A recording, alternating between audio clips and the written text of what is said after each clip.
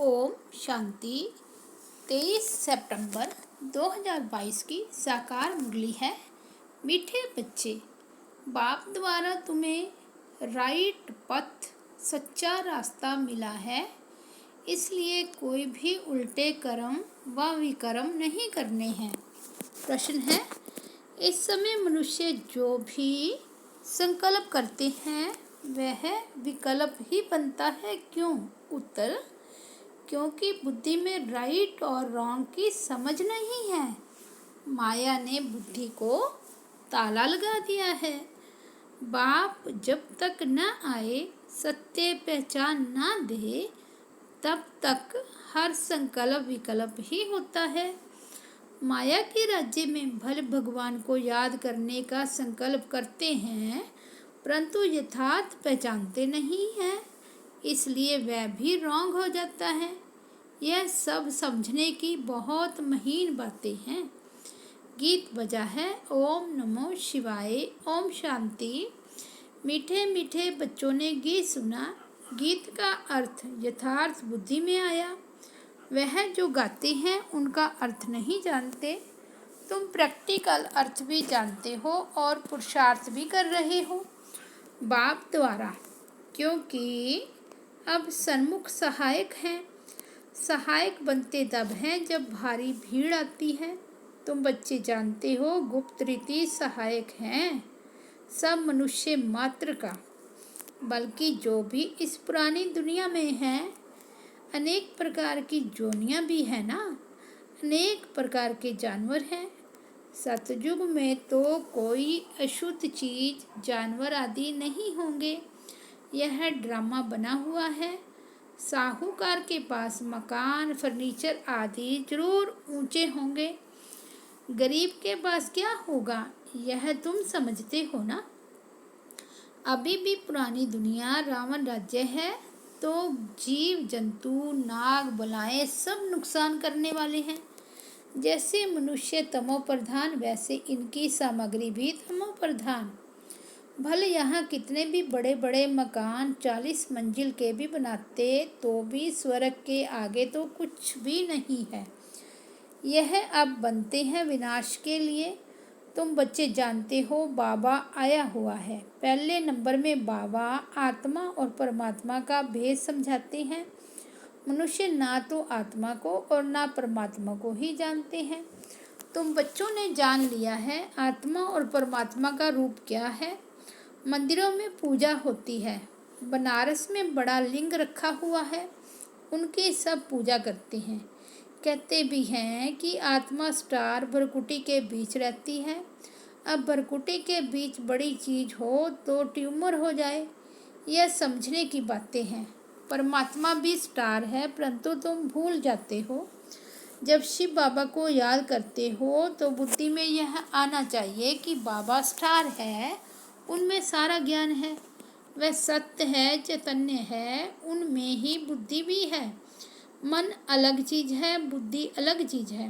मन को तूफान आते हैं, सतयुग में कोई तूफान आदि आते नहीं हैं। यहाँ संकल्प विकल्प चलते हैं। इस समय जो भी मनुष्य संकल्प उठाते वह विकल्प बनता है। इन बातों को अच्छी रीति समझना है। वह हो गई सहज बात। सुख धाम, शांति धाम को याद करो। यह फिर सूक्ष्म समझाने दी जाती है। आत्मा इतनी जो सूक्ष्म है वह सत्य है, चैतन्य है। आत्मा जब गर्भ में प्रवेश करती है तब ही चुरपुर होती है। यूं तो 5 तत्वों में भी कुछ चैतन्यता है, तब तो बढ़ते हैं, परंतु उनमें मन बुद्धि नहीं है। उन चीजों में संकल्प आदि की बात नहीं। गर्भ में पिंड बढ़ता है, जैसे झाड़ बढ़ता है वैसे पिंड बढ़ता है, परंतु उनमें ज्ञान नहीं। ज्ञान भक्ति मनुष्यों के लिए है। भक्ति आत्मा करती है और ज्ञान भी आत्मा लेती है। आत्मा में ही मन बुद्धि है। पहले मन में अच्छा व बुरा संकल्प आता है, फिर बुद्धि सोचती है करूं व नहीं करूं। जब तक बाप नहीं आते तब तक आत्मा जो संकल्प करती है वह विकल्प ही बनता है। भल भगवान को याद करते हैं, परंतु राइट है व रॉन्ग है यह भी समझते नहीं हैं। ब्रह्म तो भगवान है नहीं। मनुष्यों को संकल्प उठता है कि भगवान को याद करें। बुद्धि कहती है यह राइट है, परंतु बुद्धि का ताला बंद है, क्योंकि माया का राज्य है। भक्ति जो करते हैं वह रॉन्ग करते हैं। कृष्ण की भक्ति करते हैं, पहचान कुछ भी नहीं। जो कुछ करते हैं अनराइटियस। अब बाप द्वारा बुद्धि को अकल मिली है, रॉन्ग काम करने लिए मना है। कर्म इंद्रियों से भी कर्म करना मना है। बुद्धि कहती है ईश्वर सर्वव्यापी नहीं है। अब बुद्धि को राइट पथ मिला है। तुमको हर बात की सही समझ मिली है। आगे जो कुछ करते थे वह रॉन्ग ही करते थे। भक्ति भी अनराइटियस करते थे। शिव की भक्ति करते हैं, बड़ा लिंग बनाते हैं, परंतु इतना बड़ा शिव बाबा थोड़े ही है। अब तुम्हारी बुद्धि का ताला खुला है, तब समझते हो सब अनराइटियस है ही झूठी दुनिया। सतयुग है सच्ची दुनिया। उसकी स्थापना किसने की? ट्रुथ एक बाप को ही कहा जाता है। वह जो सुनाते हैं सब सच बोलते हैं, सचखंड स्थापन करते हैं।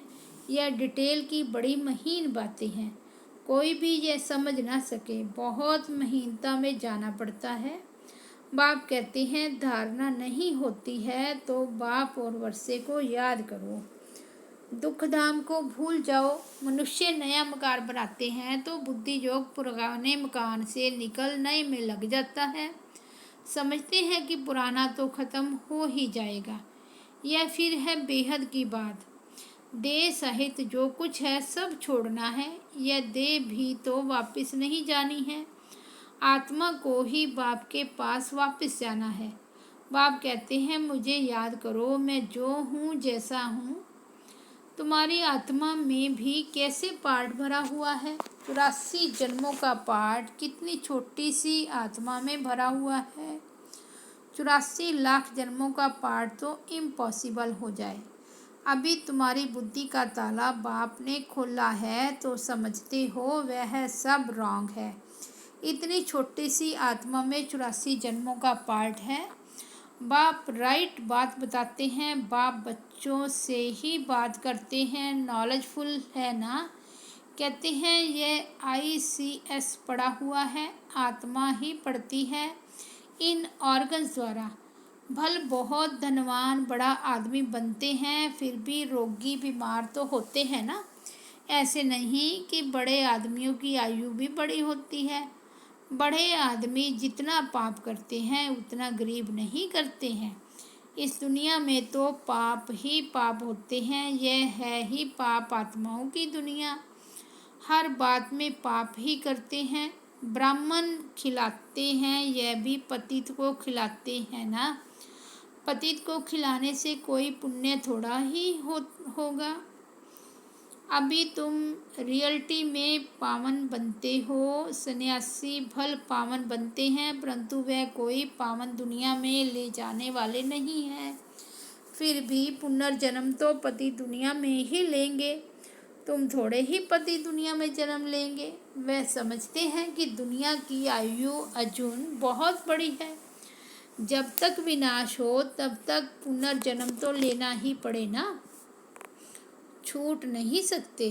तुम्हारा यह अंतिम जन्म है। तुम जानते हो हम पवित्र दुनिया में जाने वाले हैं। बाप बैठ समझाते हैं बच्चे, तुम पवित्र प्रवृत्ति मार्ग में थे तो देवता थे, फिर इतने पुनर्जन्म लेते आए हो। तुम अपने पुनर्जन्म को नहीं जानते हो। यह कोई एक को थोड़े ही पढ़ाया जाता है, अनेक पढ़ते हैं। बाप ब्राह्मण बच्चों से ही बात करते हैं। शूद्र इन बातों को समझेंगे नहीं। पहले 7 रोज समझा कर ब्राह्मण बनाओ। जो समझे हम शिववंशी ब्रह्मा कुमार कुमारी हैं। इस पढ़ाई से तुम नई दुनिया के मालिक बनते हो। यह है ब्रह्मा मुख वंशावली। प्रजापिता ब्रह्मा के सब बच्चे हैं, उनको ग्रेट ग्रेट ग्रैंडफादर कहा जाता है। ब्रह्मा को हमेशा बड़ा बूढ़ा दिखाते हैं, जैसे क्राइस्ट है। क्रिश्चियन लोग पुनर्जन्म तो लेते आते हैं, ग्रेट ग्रेट ग्रैंड क्राइस्ट, परंतु वह शिव बाबा तो निराकार है, उनको सिर्फ फादर कहेंगे। वह है ही निराकार, उनको गॉड फादर कहते हैं। उनका कोई फादर नहीं, गुरु भी नहीं, क्योंकि वह सद्गुरु है। तब वह गुरु लोग कौन हैं? वह जिस्मानी यात्रा करते हैं, हम रूहानी यात्रा करते हैं। यहाँ कोई मरते हैं कहेंगे स्वर्ग पधारा, तो यह झूठ बोला ना, आते तो फिर भी यहाँ ही है। कोई कहते फलाना ज्योति जो समाया, अच्छा बड़े बड़े साधु संत मर जाते हैं, अगर वे ज्योति जोत जाकर समाया फिर उनकी बरसी क्यों मनाते हो? ज्योति में समाया वह तो बड़ा अच्छा हुआ, फिर बरसी मनाना, उनको खिलाना पिलाना, यह तो फिर झूठा हुआ ना।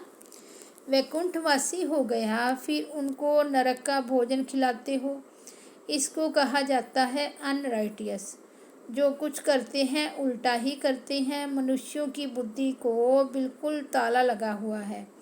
बाप कहते हैं मैं आकर ताला खोलता हूँ, माया ताला लगा देती है। कहते हैं ईश्वर सर्वव्यापी है, समझते हैं यह ज्ञान परंपरा से चला आता है। इन विचारों को कुछ भी पता नहीं है। ज्ञान और भक्ति, ब्रह्मा का दिन और ब्रह्मा की रात दोनों इक्वल होता है ना। फिर सतयुग दिन की इतनी बड़ी आयु और रात को इतना छोटा क्यों कर दिया है?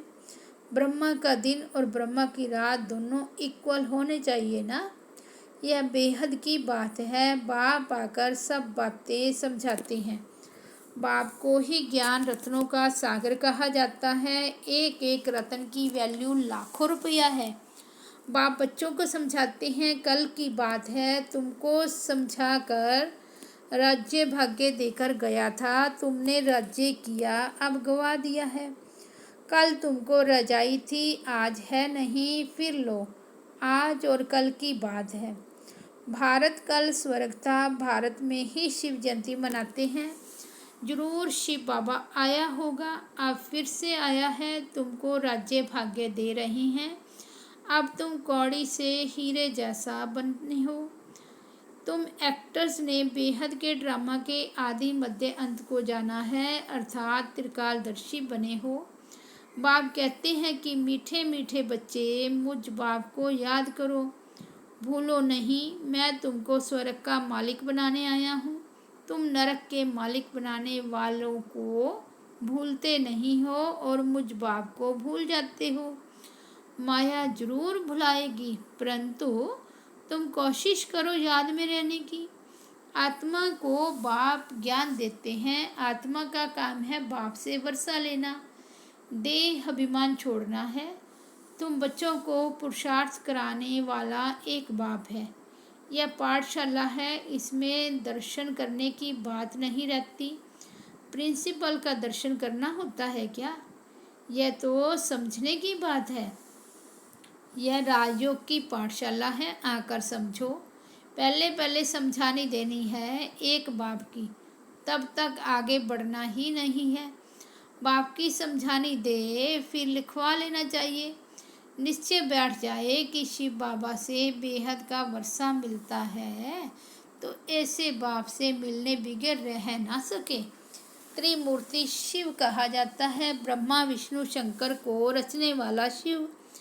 प्रजापिता जरूर ब्रह्मा को ही कहेंगे, विष्णु व शंकर को नहीं कहेंगे। प्रजापिता ब्रह्मा द्वारा विष्णुपुरी की स्थापना होती है। जगत पिता और यह जगदम्बा फिर लक्ष्मी नारायण जाकर बनते हैं, उनके बच्चे वारिस बनते हैं। बाकी त्रिमूर्ति ब्रह्मा का तो अर्थ ही नहीं निकलता। इनमें बाप ने प्रवेश किया है, इनकी आत्मा को बाप पवित्र बनाते हैं।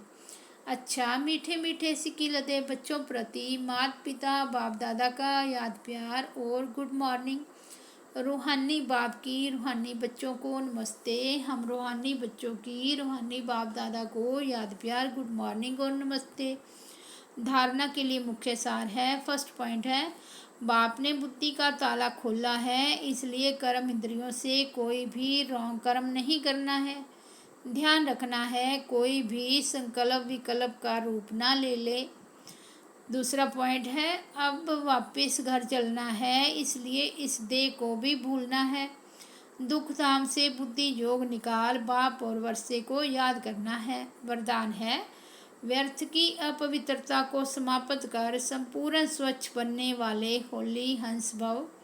होली हंस की विशेषता है सदा ज्ञान रतन चुगना और निर्णय शक्ति द्वारा दूध पानी को अलग करना, अर्थात व्यर्थ और समर्थ का निर्णय करना। होली हंस अर्थात सदा स्वच्छ, स्वच्छता अर्थात पवित्रता, कभी भी मैलेपन का असर न हो। व्यर्थ की अपवित्रता भी नहीं, अगर व्यर्थ भी है तो संपूर्ण स्वच्छ नहीं कहेंगे। हर समय बुद्धि में ज्ञान रतन चलते रहें, ज्ञान का मनन चलता रहे तो व्यर्थ नहीं चलेगा। इसको कहा जाता है रतन चुगना। स्लोगन है, नाव और खवैया मजबूत हो तो तूफान भी तोहफा बन जाते हैं। अच्छा, ओम शांति।